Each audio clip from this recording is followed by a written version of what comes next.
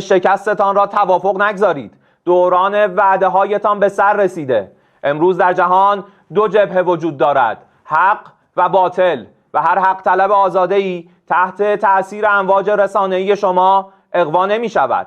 سطح خود درگیری هایتان به مرحله مذاکره خودتان با خودتان رسیده؟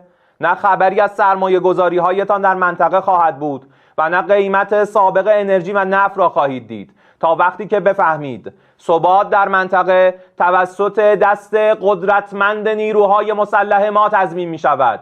ثبات از طریق قدرت. صراحتاً اعلام می کنیم تا موعدی که اراده ما نباشد هیچ وضعیتی به روال سابق بر نمی گردد. این اراده زمانی ایجاد می شود که به طور کامل فکر اقدام علیه ملت ایران از اذهان کثیف شما پاک شود. حرف اول و آخر ما از همان روز نخست این بوده، هست و خواهد بود. کسی همچون ما با کسی مثل شما کنار نخواهد آمد، نه حالا و نه هیچ وقت دیگری. و من نصر الا من عند الله العزیز الحکیم.